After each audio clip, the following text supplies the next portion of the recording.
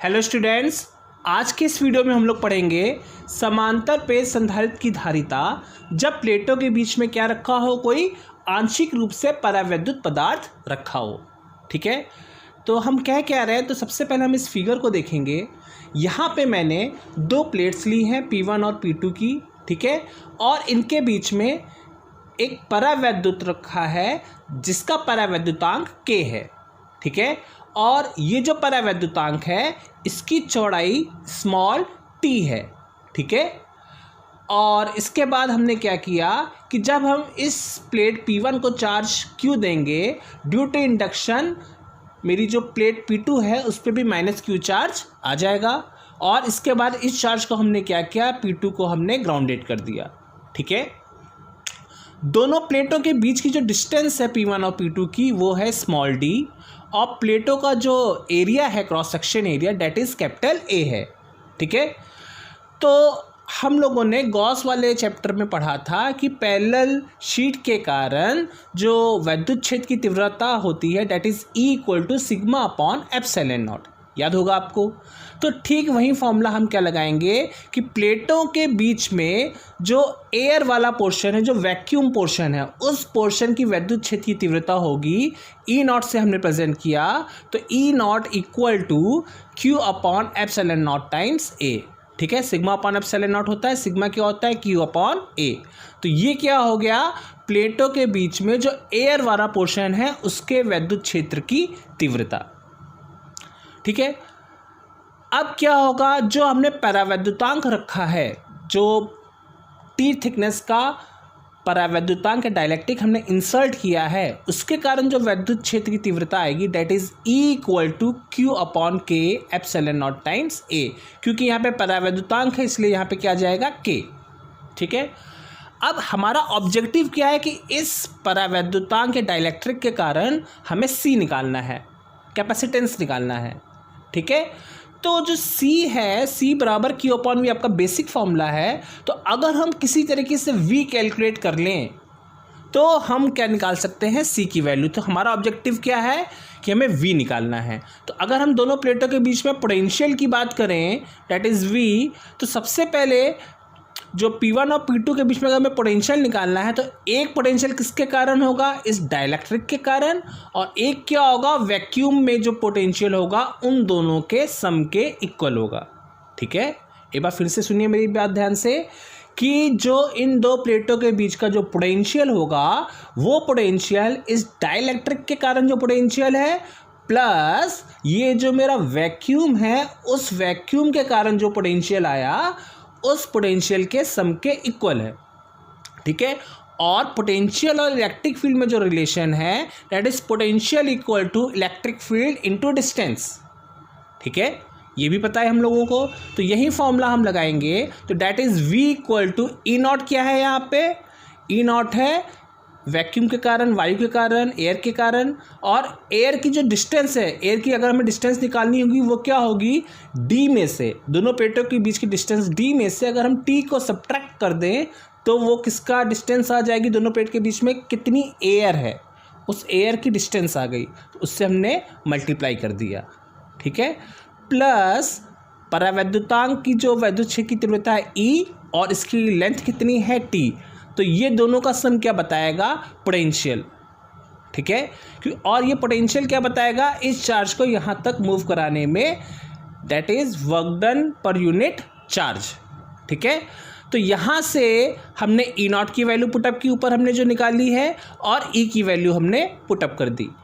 ठीक है, तो E0 और E की वैल्यू पुटअप करने के बाद हमने क्या देखा कि Q upon epsilon not A क्या हो गया, मेरा कॉमन आ गया, इसको हमने बाहर निकाल लिया। तो अंदर क्या बचा, D - T + T upon K।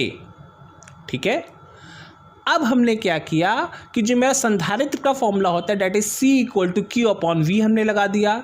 ठीक है, तो यहाँ पे हमने इसको लगाने के बाद हमने यहाँ पे V का फॉर्मूला जो हमने ऊपर निकाला इसको रखा, तो यहाँ से क्या हुआ, Q से Q मेरा कैंसिल आउट हो गया, और एप्सिलॉन नॉट टाइम्स A जो है वो ऊपर चला जाएगा, और नीचे क्या बचेगा, D - T + T upon K।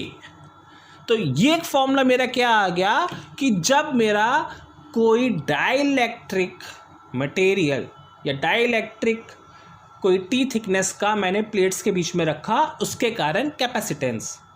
ठीक है,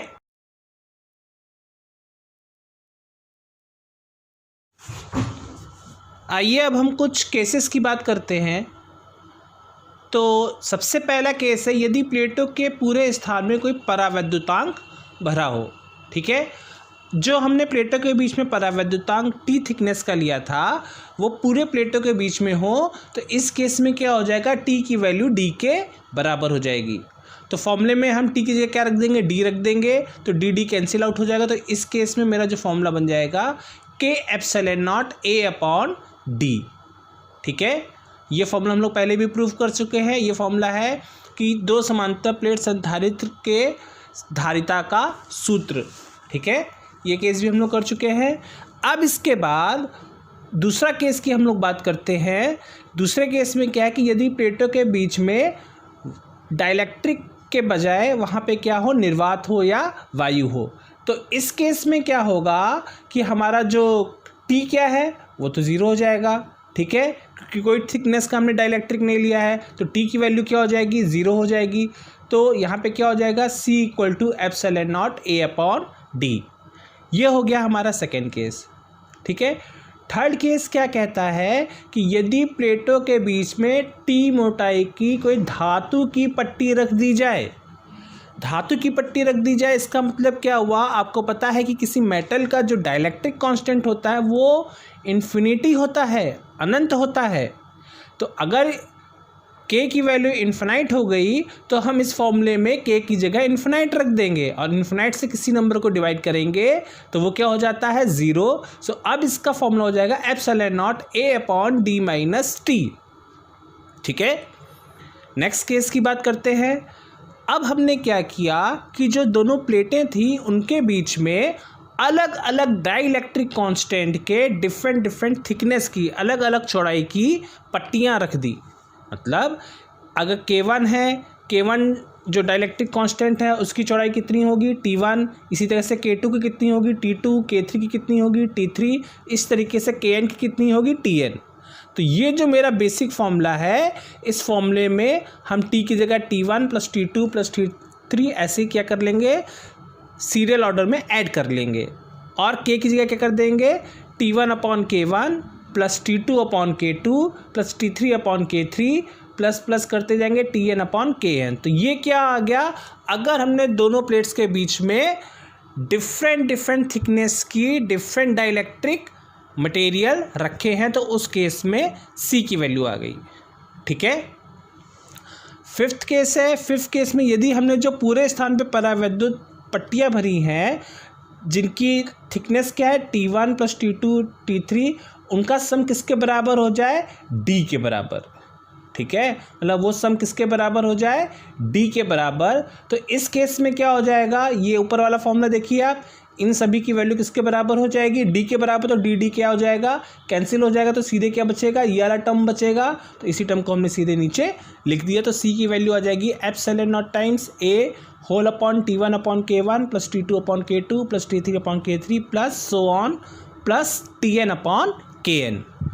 ठीक है, तो ये आज के वीडियो में हम लोगों ने पढ़ा कि जब किसी डाइलेक्ट्रिक के बीच में हमने कोई टी थिकनेस का कोई डाइलेक्ट्रिक स्लैब रख दी। ठीक है, बहुत ही इम्पॉर्टेंट टॉपिक था आज का। अलग अलग केसेस की स्टडी की हमने, इस पर न्यूमेरिकल्स भी आते हैं। सीधे डायरेक्ट अगर आपको फॉर्मूला पता होगा या इसका कॉन्सेप्ट पता होगा, इस कॉन्सेप्ट को यूज़ करके आप लोग सॉल्व कर सकते हो। तो आज के वीडियो के लिए इतना ही, हमारे साथ बने रहिए। Thank you very much, have a good day. If you like this video, please click subscribe to watch more such videos. Thanks for watching.